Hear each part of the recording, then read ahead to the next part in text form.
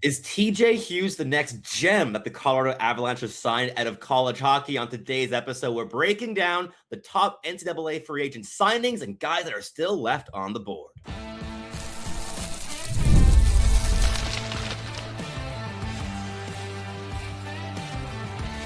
You are Locked On NHL Prospects, part of the Locked On Podcast Network.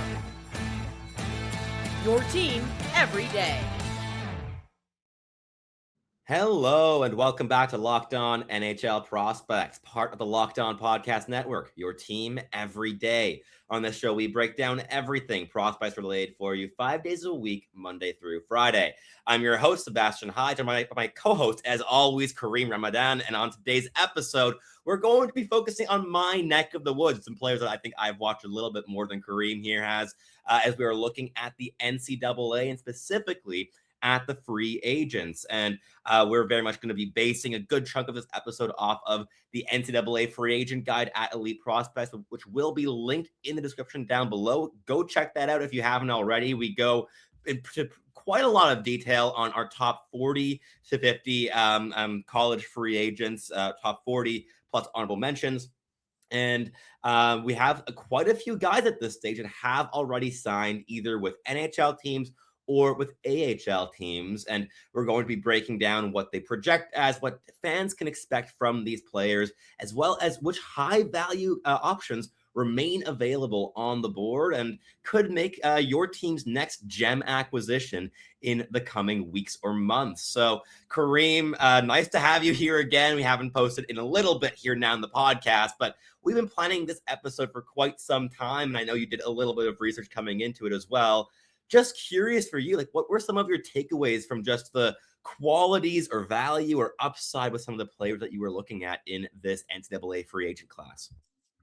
Yeah, absolutely. Well, the first thing that kind of stands out is the amount of depth there is as far as guys who have a chance to break in and potentially be bottom six guys, guys that can help on either that fourth or third line. A lot of big and heavy forwards, which is something that a lot of team needs. And, we're going to see a lot of that style of hockey now that we're heading into the playoffs just around the corner here. Guys like TJ Hughes, who we're obviously going to talk about, Tyson Gross, who recently signed with the Calgary Flames, Brendan Beer, Nathan Pilling, Lon Zacher, and a few other names that, again, we're going to get to here, but just bigger and heavier forwards seems to be the theme. There's no kind of true, I guess, Colin Graff, or to go back a little bit further, Tyler Bozak type at the top, who immediately catches the attention for being potentially somebody that you could maybe see sliding into a top six role as a complementary piece. But nonetheless, there is some potential NHL players here that fit that big and heavy mold. So that's the first thing that immediately stands out to me when I dug deeper into this list.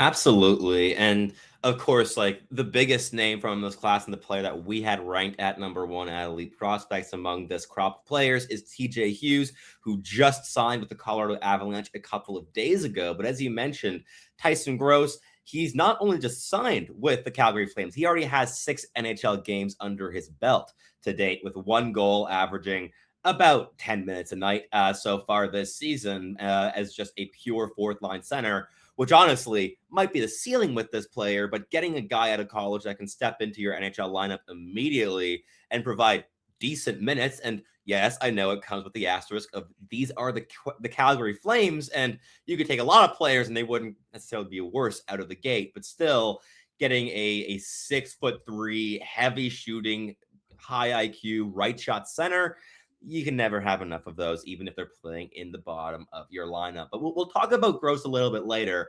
First and foremost, I think we have to kick things off with TJ Hughes, a player that has not only had contract offers for like last year, he's a guy that had contract offers on the table from NHL teams after his freshman season, his sophomore season, his junior season, and now finally his senior year. Finished his entire time with UMich. Unfortunately, never did win that national championship with the Wolverines, and signs with the Colorado Avalanche. He's going directly to the AHL. And then after that, next season, he'll be progressing to the National Hockey League. But he has time for a full AHL cup run, basically, with what's the affiliate again of Colorado? Is it the Screaming Eagle? No, Screaming Eagles is Cape Breton in the Q. Anyways, I think it's the Eagles or something. I somehow forget the affiliate of Colorado, but either way, he'll be joining them. And this is a player who works incredibly hard. There's no player in the NCAA, an active NCAA, or at least up until this season, who had more points in his career than TJ Hughes. This guy has become college hockey royalty. 18 goals, 47 points in 34 games. Kareem, can you remind me of the team, the Colorado affiliate here? Yeah, it's the Colorado Eagles. It is the Eagles. Okay. I threw in the screaming part because I guess I'm too Quebec minded here. Or I mean, not they play in Cape Breton, but still, QMJHL. But TJ Hughes, he's just the definition of an inside driven player. This guy constantly drops the shoulder, constantly keeps his feet moving. Not the prettiest skater in the world, not a guy that's going to dangle around entire teams. He's your traditional off puck, heavy, like, or at least stocky. He's 6 feet, 185 pounds, which is really tough to knock off pucks. 25 years old, so one of the oldest guys in this NCAA free agency class among guys that are relatively interesting for the National Hockey League. But he's elite in the faceoff circle, strong defensively, will drive the net, can park himself at the net front. He just has a very, very clear kind of pathway to the National Hockey League, while also being a real, like, versatile transition threat. Quick passes, high IQ player, brings a lot that you want. And I think for the Colorado Avalanche, this is the exact mold that you've built your entire bottom six with here for how many years now already? And they just keep getting better and better and better. And I think he's the exact kind of player that will keep developing and improving with that organization until he's 28, 29. I think, like, he's a guy that can keep taking steps and keep kind of working on his game and getting a bit better, perhaps a little bit in the mold of a less violent Parker Kelly. Yeah, I would agree with that. And the thing that impresses me about TJ Hughes is he went through the full 4 years at school, got his degree, and was really disciplined about finding a spot that maximized his development. I think what we typically see from a lot of college free agents is that they're trying to burn that first year of the ELC as quickly as possible. And if I'm not mistaken, TJ Hughes didn't have to sign that typical ELC. He could just do it for 1 year before he was eligible for his next contract. I might be mistaken, but Correct. I believe No, that's what I was reading. Yeah. Yep. So the fact that he was still willing to sign an AHL agreement to get into the right organization and continue to develop after NCAA free agency just tells me that this is a player that has a good head on his shoulder and is really committed to finding the right spot for his development. And, kudos to him, because that's not something that we see a lot of players do. And I think that intelligence and that discipline, like I spoke to, really speaks highly of his potential in the NHL. It seems like this kid has a good head on his shoulders. And everything I've ever heard from him, from either his coaching staff, scouts, or teammates that know him well, is that he's an incredible character guy, works really, really hard. And those are things that, when you're kind of that fringe level talent, where we're talking about a potential third or fourth liner, those intangible traits go a long way. And it seems like TJ Hughes has them in spades. First guy at the rink every day, last guy to leave, night in, night out. That's a player you want on your side. But speaking of a good head on your shoulders and picking up a clever development path, Tyson Gross went the opposite direction. Where TJ Hughes went for the best team in the NHL, Tyson Gross went for the second or third worst team in the NHL, and immediately has gotten into NHL games with the Calgary Flames this season. Was playing with St. Cloud University, St. Cloud State this season. 36 games, 18 goals, 41 points. Really heavy shot. Gets his release off so quickly, and in his best games, a man amongst boys. 6'3", 194 pounds, and he is not just like dominant. He's vicious at the net front. This guy just like eats up tips and rebounds, and I loved him. I think personally he may have been like my number one in terms of who I would want on my team among this class, even though he's almost certainly a fourth line center who can play on the third line when need be. I just think he's the exact profile of 4C that every team in the league wants nowadays. He was the best faceoff man in the entire country this season, like around 60% on the dot.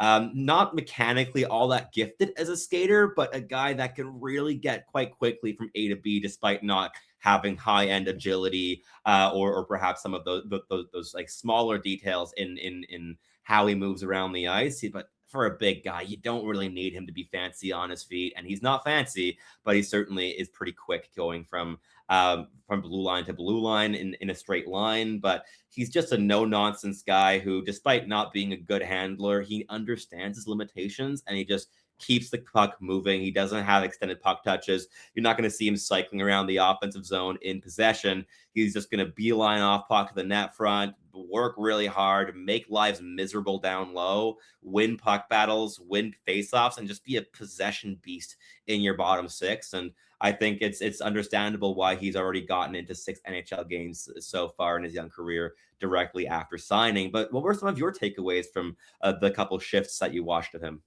Yeah, he's a guy that stands out for maybe those less sexy things, but things that are Yeah. nonetheless important. Like the thing that stands out to me right away, and I'm sure probably stood out to a lot of coaches, is that he's a big right-handed center, which is huge. Especially like again, the Calgary Flames aren't a playoff position now, but the hope is they will be eventually.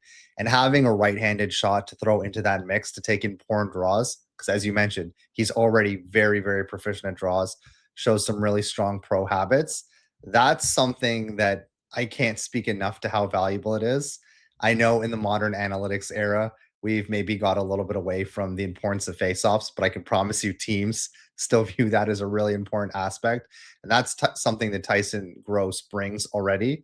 He is a big body who, like you said, has some really strong interior habits. He's not the best handler in the viewings I had. And to your point, it doesn't seem like that's a part of his game at all. But what I like is that he doesn't underhandle it at all. He knows his game. He gets to the dirty parts of the ice and he just uses that size, that compete, and that edge that he has, which I love to see. Because, boy, one of the most frustrating things, and you and I talk about it all the time, is a big body who doesn't score, who doesn't play big. It almost takes away that strength, and that's not something that you have to tell Tyson Gross to do. So, when we're talking about that potential fourth line player, he has already all those intangibles and those physical skills and those little area details that I think are necessary to be successful. So when you ask me what are the things that stand out, those are the things that immediately stand out for me.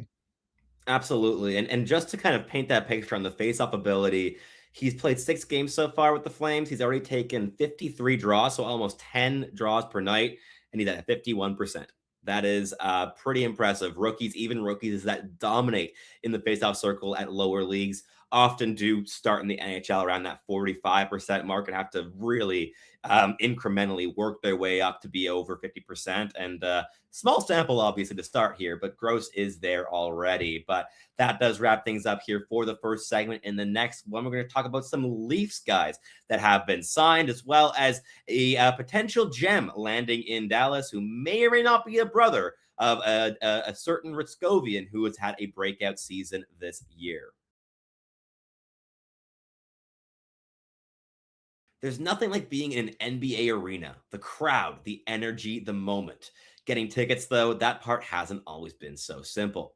That's why Gametime has become the go-to app for scoring tickets fast without any of the hassle. And it puts the advantage back where it belongs, with the fans.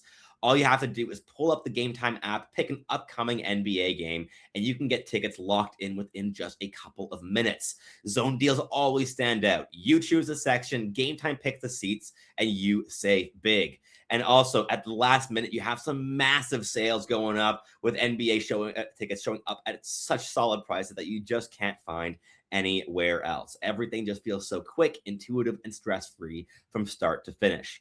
So take the guesswork out of buying NBA tickets with Gametime. Download the Gametime app, create an account, and use code LOCKEDON for $20 off your first purchase. That's code LOCKEDON for $20 off. Download the Gametime app today. And remember, that's gametime.com. All right, let's keep this episode rolling. And Kareem, now that I have you here, we have a couple Leafs guys that were signed. I believe, is it one AHL deal and one ELC, or are they both AHL deals? I forget right now. I believe it's an ELC and AHL deal.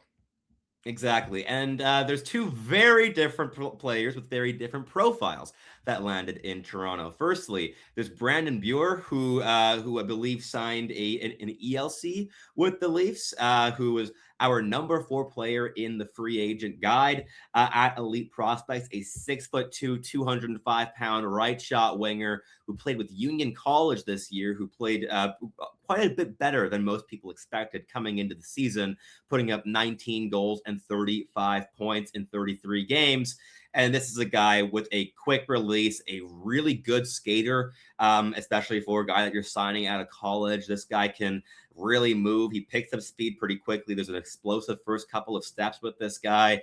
And he had a really deep playoff run with Union where he just looked like an overall player. And yeah, he's a guy that I think has, again, a bit like in the Tyson Gross mold, but you're playing on the wing here. But this is the type of high energy, physical, good skating player that has a good enough shot that he'll be able to finish off some chances if he gets some breakaways. But you shouldn't really expect too much more than a bottom 6 role. But as a Leafs fan, what were your takeaways watching him play, knowing that he is in your organization now?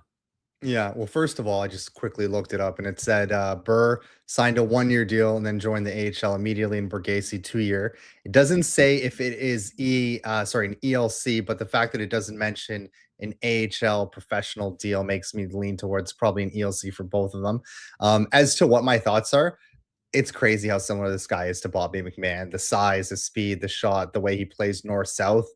There's a lot of similarities there. Obviously, he's got a long way to becoming Bobby McMahon. And Bobby McMahon, even though it took him a couple of years in the organization, was kind of a ready-to-go goal scorer out of the chute for the Toronto Marlies. It obviously remains to be seen if Burr can have that similar type of impact. But stylistically, it's hard not to notice the similarities there. He's such an athlete, and I think that that's a very reasonable thing to swing on with NCAA free agents. Like, the majority of players that are available, that are undrafted, that teams can sign, they all have deficiencies. There's no player here that you project really as a likely top 6, top 4 defenseman. Like, there aren't these high end needle movers really available often at all. Like, the last one I can remember, or the last ones, would be Colin Graff, who was signed in San Jose, and Sam Malinsky going to Colorado. But you get one of those every couple seasons, and this year's group, you just have a bunch of more bottom 6 caliber players. And I think that Brandon Burr is one of the most like linear projections to playing that role in the medium term, at least. And I think he's a very interesting one. There are a couple young players that haven't signed yet that may very well be going back to college that I think have a bit more upside than some of these older guys. And we'll talk about those probably in the third segment, because I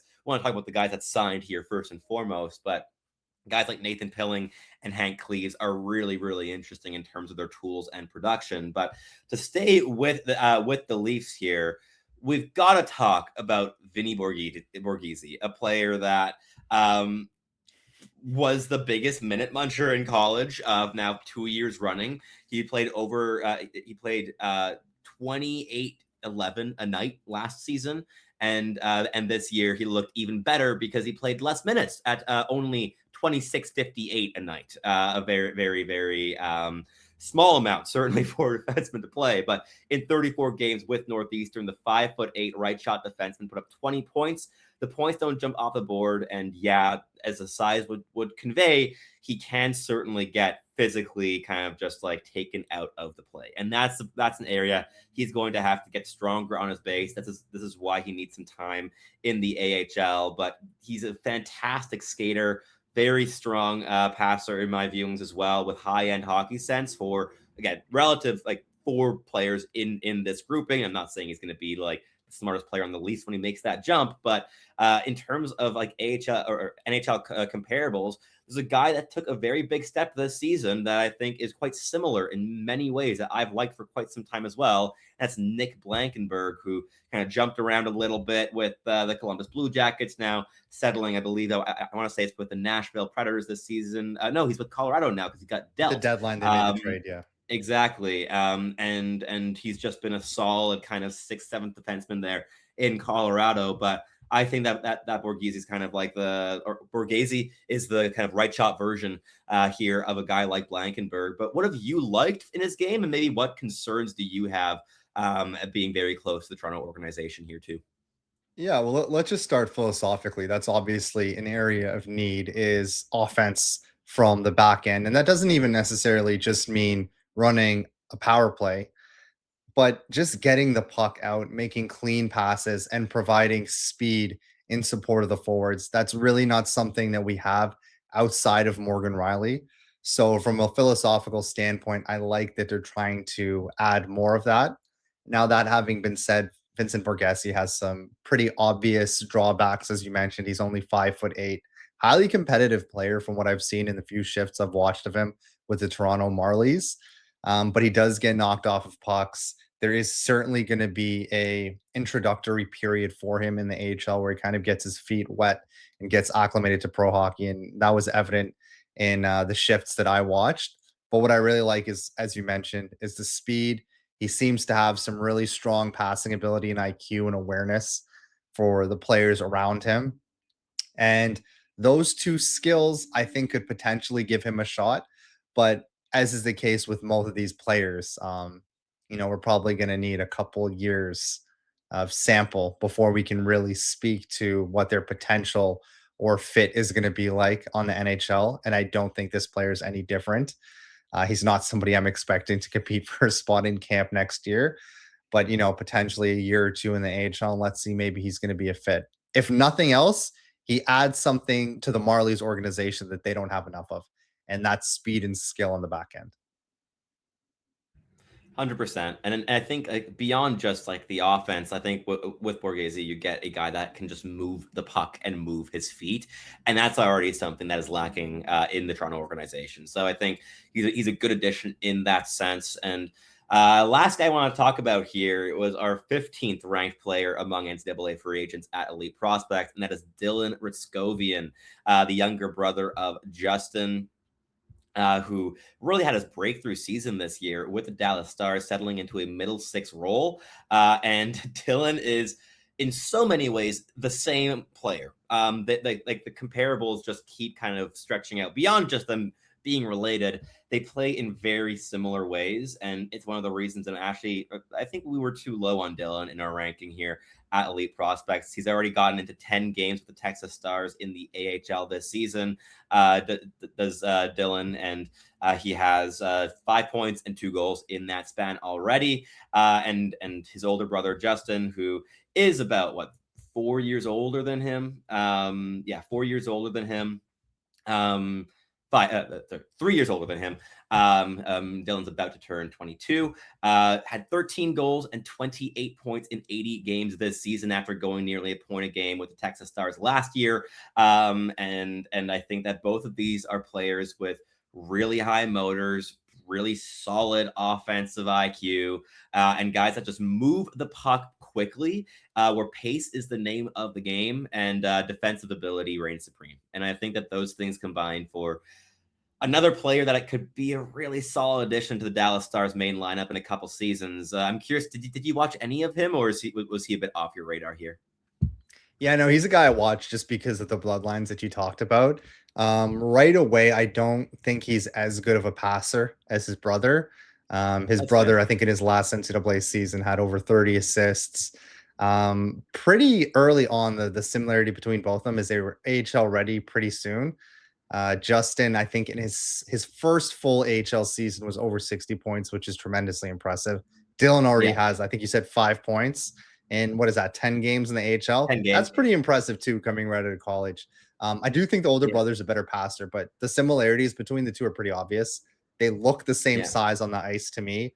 They're They are. both feisty, really competitive players that like to get in on the forecheck, which I think is really necessary when you're sub 6 feet tall and don't have that high end skill. Mhm. They both are smart players, good two-way guys, don't shy away from the rough stuff around the corners. Obviously, it remains to be seen if the younger brother can fill that role that the older Joaquin did. I think he's on pace for 30 points or maybe just under this season, which is really good value from an NCAA free agent.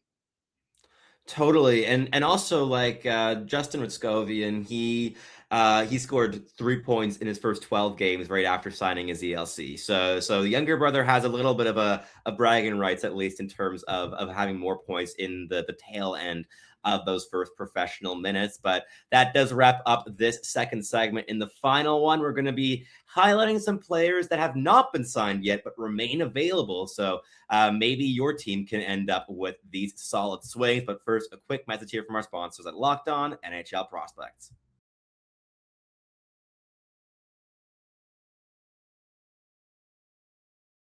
All righty, we have a couple of fun names here, and we're going to start off with the one that you asked me about before we pressed the record button on this episode, and that is Hank Cleaves, player that we finished at having at number 2 in our rankings of the top the top NCAA free agents, and he was very, very young for this list, having only played 2 full seasons in college hockey, which is less experience than the vast majority of guys here, barring one who we're about to get to after this. But Hank Cleaves is a fascinating prospect.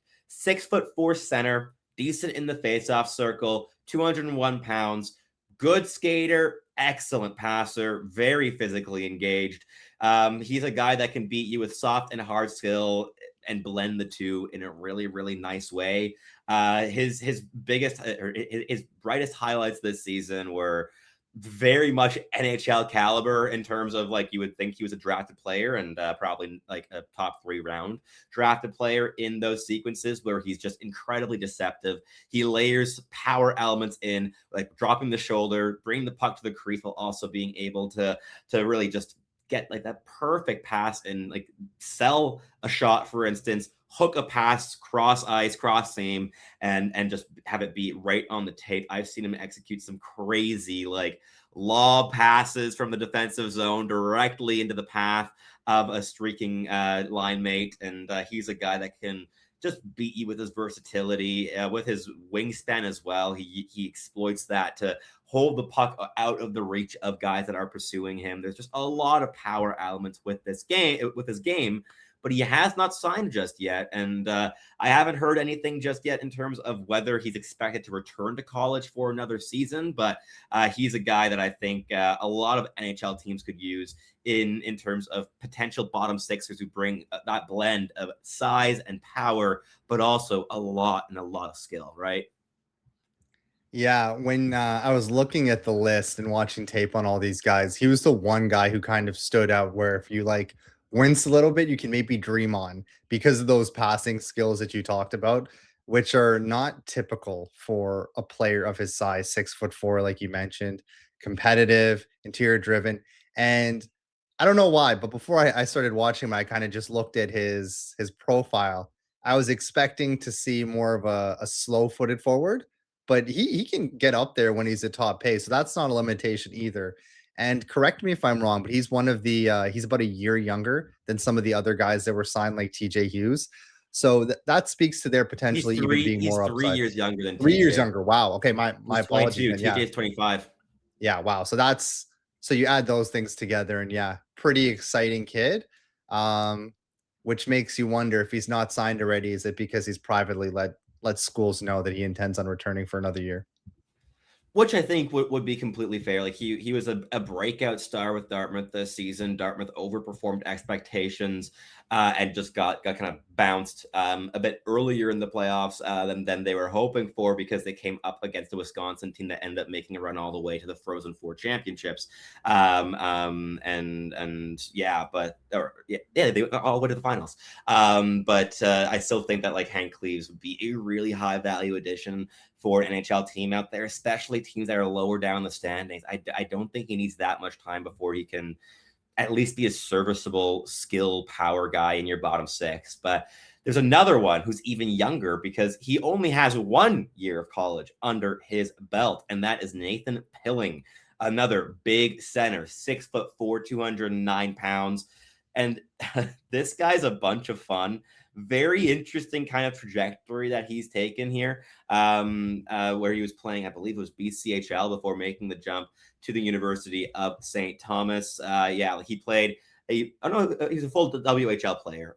So he played with the Moose Jaw Warriors before moving to the Edmonton Oil Kings, and then last year being traded to the Seattle Thunderbirds, or a year and a half ago, and then last year was a point-a-game guy there in the WHL, and then this season, 38 games played, 15 goals, 29 points, playing a top-line role with St. Thomas, who also overperformed on expectations all year long. I think both with him and Cleaves, that's a point in their favor that they were a minute-munching top-line center, respectively, on teams that overperformed on expectations. And with Pilling, what you're getting really here, it's a player that, in my view, brings just a real variety of things to the table, but it's the passing ability and the physicality that really are a notch above the rest of his toolkit.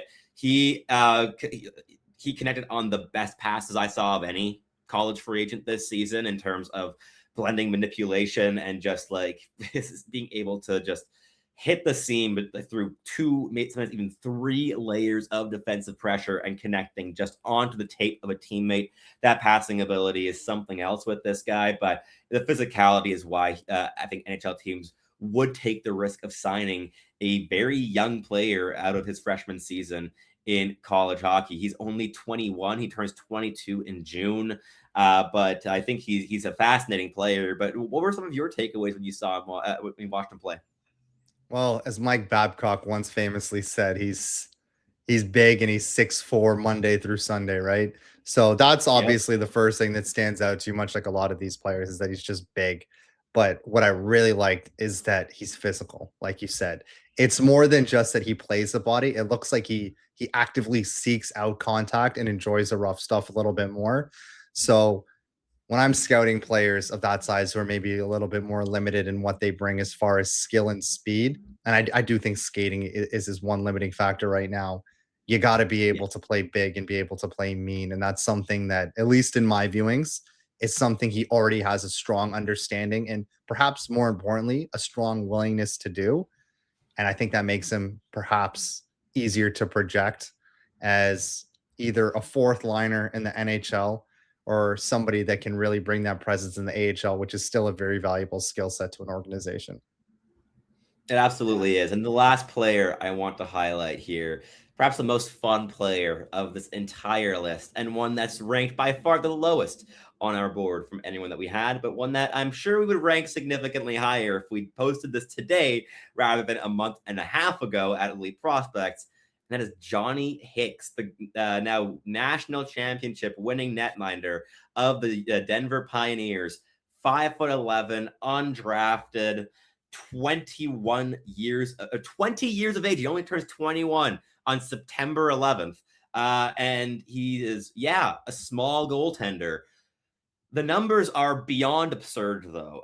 This is a player who was playing AJHL, BCHL up until the end of last season. He made the jump with the Victoria Royals in the WHL, had a 909 save percentage in 15 games there, and now was basically parachuted in for the University of Denver when Quentin Miller, goaltender drafted by the Montreal Canadiens, who put up good numbers most of the season, got completely kind of put aside because Johnny Hicks came in, and in 21 regular season games, Hicks put up a 957 save percentage with a 1.19 goals against average, a 16-0-1 record, and then in the postseason, he won up himself by going undefeated and winning the Nationals.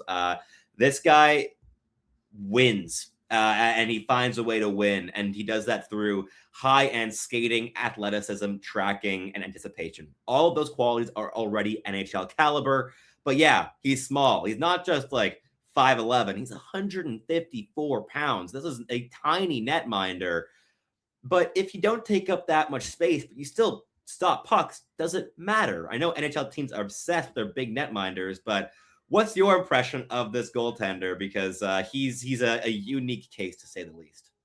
First of all, God, I hope he makes it because I hate that it feels like you have to fill that box of being 6'2" minimum to be a really strong goalie prospect in the NHL. And we've seen it in different positions.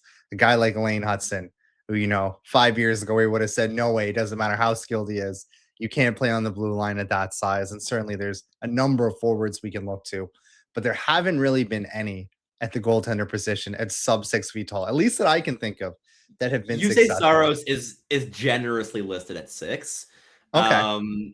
Jack Ivankovic, maybe it's only Nashville who likes undersized Yeah. goaltenders, but Jack Ivankovic is like, if you're saying 5'11 and a half, you're really rounding up with that kid. Yeah.